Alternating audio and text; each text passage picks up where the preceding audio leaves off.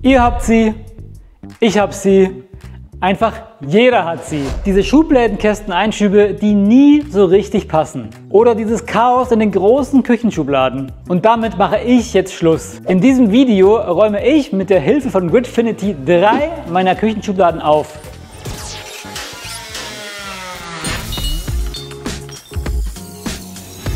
Hier eine kleine Übersicht, wie unsere Schubladen ausgesehen haben. Oben ein Einsatz für Besteck, der sich fast immer verhakt hat. Ihr kennt es, ich hasse es, ich hasse es. Darunter zwei Schubladen für beliebige Küchengeräte. Ich hatte mir mal diese Trennschienen auf Amazon gekauft. Das war zwar ganz okay, aber mit der Zeit haben sie sich verstellt und das Chaos ist gewachsen. Mit dieser Erfahrung und der Erfahrung aus meinen anderen Videos, wie zum Beispiel IKEA Sammler und Gridfinity gleich Next Level Ordnung und baut diesen Werkstattwagen aus Euroboxen mit Gridfinity für noch mehr Ordnung, habe ich mich der Aufgabe, die perfekte Ordnung für meine Küche einzuführen, definitiv gewachsen gefühlt. Aber wie habe ich angefangen? Zuerst habe ich natürlich alle Schubladen ausgeräumt, geputzt und ein perfekt passendes Gridfinity Grid gedruckt. Das hat leider ein paar Anläufe gebraucht, da ich mich um ein paar Millimeter vermessen habe. Die zu viel gedruckten Grids kommen natürlich nicht auf den Müll. In einem der nächsten Videos kümmere ich mich um das Recycling von PLA. Lasst also schon mal direkt ein Abo da, das dürft ihr nicht verpassen. Wirklich, abonniert! Kleiner Teaser, ich habe mir dafür einen Artmate 3D gekauft und über 80 Teile 3D gedruckt und bin gerade dabei, das Teil zusammenzubauen. Hat übrigens über 9 Stunden gedauert. Wie auch immer. Danach ging es daran, das Besteck sinnvoll zu verstauen. Ich hatte mich erst auf Makerworld umgeschaut, denn ich war bestimmt nicht der Erste, der seine Küche mit Gridfinity organisieren wollte. Letztlich bin ich dann auf dem Modell Ultimate Gridfinity Kitchen Drawer gelandet, womit ich auch den Großteil der Einsätze für mein Besteck drucken konnte.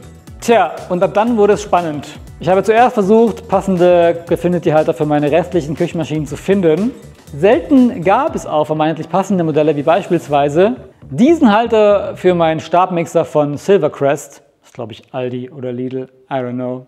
Der war mir dann aber nicht hoch genug und mein Mixer wäre beim Rausziehen der Schublade immer umgefallen. Also bin ich dazu übergegangen, für all meine Küchengeräte eigene Gridfinity-Halter zu entwerfen.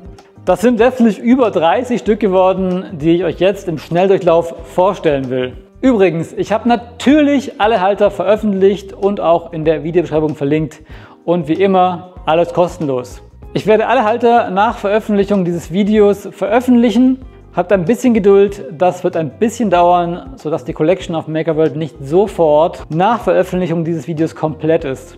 Das muss leider so sein, da es auf Makerworld zumindest Stand heute noch keine zeitgesteuerte Veröffentlichung gibt. Also Team Makerworld, bitte macht diese Funktion.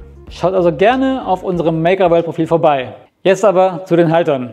Ein Messerhalter, ein Halter für Trichter, ein IKEA Trockensiebhalter, ein Halter für diesen klappbaren Flaschentrockner, ein kombinierter Halter für diese kleine Teigrolle, ein paar Schöpfküllen und eine Reibe, ein Ananasschneiderhalter. Sagt mir bitte, dass ich nicht der Einzige bin, der überhaupt einen Ananasschneider besitzt. Bin ich wirklich so komisch? Ein Halter für unseren Handmixer inklusive Zubehör, ein Zitronenpressenhalter, ein Halter für dieses Schneebesenset, ein Halter für diesen Reibeturm. Der ist übrigens so hoch, weil ich ihn selten benutze und entsprechend etwas draufstellen kann. Ein Halter für diesen Maiskolbenschäler. Auch hier, sowas habt ihr doch auch, oder? Oder habe ich nur so komische Küchengeräte? Ein Halter für meinen Eierkocher. Dieser Halter für meinen Eierkocher ist auch genial. Er ist nämlich so konstruiert, dass das Kabel unter dem Eierkocher verschwindet. Genial. Habt ihr eine Pizzaschere? Ich auf jeden Fall und das hier ist der Halter dazu. Ein Halter für diese Eiswürfelform darf natürlich auch nicht fehlen. Mein Mixerhalter gefällt mir auch recht gut. Es sind nämlich alle Zubehörteile einfach greifbar direkt beim Mixer gelagert und nicht mal in irgendeiner Schublade. Ihr wisst, Kruschel, Kruschel. Sicher verstaut ist mit diesem Halter auch mein Pizzaroller. Und wie genial ist es bitte, einen Halter für seinen Messbecher zu haben. Meinen Fleischstopfer brauche ich als Vegetarier relativ selten. Darum ist er jetzt auch mit diesem Halter so verstaut, dass ich wichtigere Dinge über ihm lagern kann. Auch der Weinflaschenöffner hat natürlich eine perfekt passende Halterung bekommen. Und meine Waage wird jetzt stehen gelagert. Das spart wirklich Platz. Und wenn da mal die Korken geknallt haben, kann ich aus diesem Halter auf entspannt einen Deckel holen. Dieser Halter bietet Platz für all meine Teigschaber und für diesen Apfelschneider gab es schon fertige Halter. Ich wollte aber einen, der den Apfelschneider stehend organisiert. Und hier noch ein kleiner Halter für mein Gasfeuerzeug und auch mein Messerschärfer kann jetzt stehend gelagert werden, was unglaublich viel Platz spart. Wirklich, ihr glaubt es nicht. Nachher, ihr werdet sehen. Es wird krank. Der Halter für meine Scheren ist nur eine einfache Box mit der Besonderheit, dass die kleine Schere, die wir sowieso fast nie verwenden, jetzt im Boden versunken ist. Mein semi-automatischer Mixer ist jetzt gestaucht in diesem Halter gelagert, also kürzer und nicht mehr von Länge. Und mein automatischer Dosenöffner hier. Selbst meine kleinen Dosierhilfen haben jetzt einen eigenen Platz. Unser Teigroller ist jetzt auch gut verstaut. Vor allem auch so, dass wir etwas über ihm lagern können, denn den verwenden wir auch wirklich selten. Als Schwabe darf in meinem Haushalt natürlich auch späßliche Arbeit fehlen, gell? Der wird entsprechend neben diesem Rillmesser gelagert. Die stehende Reibe wird jetzt liegen gelagert. Die war zu hoch für die Schublade. Und auch meine T-Siebe haben jetzt Easy Access. Und zum Abschluss noch die Zubehörteile vom Handmixer.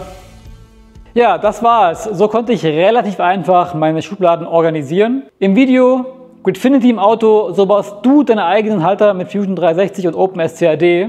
Habe ich übrigens schon im Detail erklärt, wie mein Prozess für die Erstellung von perfekt passenden Gridfinity Haltern ist. Schaut euch das Video unbedingt an. Hier ist es verlinkt. Oder hier, ich weiß es nicht, in der Ecke. Aber was habe ich gelernt? Das krasseste Learning war, dass die Schublade nach der Umstellung auf Gridfinity tatsächlich mehr Platz bietet als vor der Umstellung. Hätte ich nicht gedacht, weil die Halter sind ja irgendwie alle größer, haben mehr Volumen und so. Zwar nehmen die Gridfinity Boxen mehr Platz ein, aber durch die bessere Organisation und vor allem der Tatsache, dass sich die Gridfinity Boxen stapeln lassen, kann ich jetzt die Höhe viel besser ausnutzen. Weniger benötigte Dinge sind einfach unten und die oft benötigten Dinge schnell erreichbar obendrauf. Das macht total Sinn. Ein zweites Learning war, dass es wichtig ist, dass die Geräte wirklich komplett in die Box passen. Bei diesem Halter für meinen elektrischen Dosenöffner habe ich mich beispielsweise um ein paar Millimeter vermessen. Das hat den Effekt, dass die darauf gestapelte Box auf dem Dosenöffner aufliegt und wackelt. Wackelt!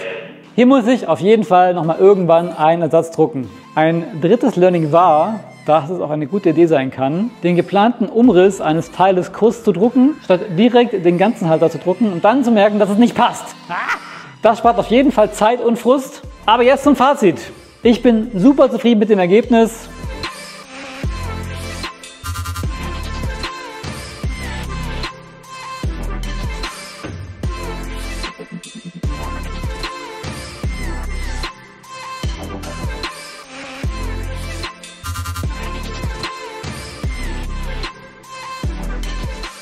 Zwischen dem Dreh von diesem Video und der Umstellung in meiner Küche sind mehrere Monate vergangen, in denen ich bereits mit der Lösung leben durfte. Und ich muss sagen, es ist einfach ein Game Changer. Keine verhakten Messer oder Löffel mehr beim Öffnen der oberen Schublade. Ich kann jetzt jede Gridfinity Box einfach herausnehmen, wenn ich die Teile an einer anderen Stelle in der Küche brauche. Alles ist jetzt immer an derselben Stelle in der Schublade und man spart sich enorm viel Zeit durch das wegfallende Suchen. Und selbst meine Frau findet zumindest die obere Schublade praktischer als zuvor.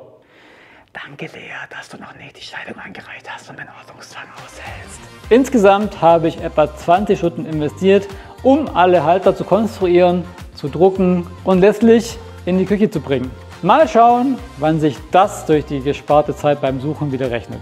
Immerhin kann ich die ganzen Halter auch super einfach in eine neue Küche umziehen. Ich muss lediglich ein neues Gridfinity Grid ausdrucken, das dann in die neuen Schubladen passt. Dieselben Halter passen dann sofort wieder. Genial. Okay, das war's von diesem Video. Was sagt ihr zu der Idee, Gridfinity auch in der Küche einzusetzen? Oder habt ihr das vielleicht auch schon selbst gemacht? Lasst unbedingt einen Kommentar da und drückt auf den Daumen nach oben, wenn euch dieses Video gefallen hat. Und jetzt wünsche ich euch natürlich viel Spaß beim Nachdrucken und Organisieren. Bis zum nächsten Video. Ciao!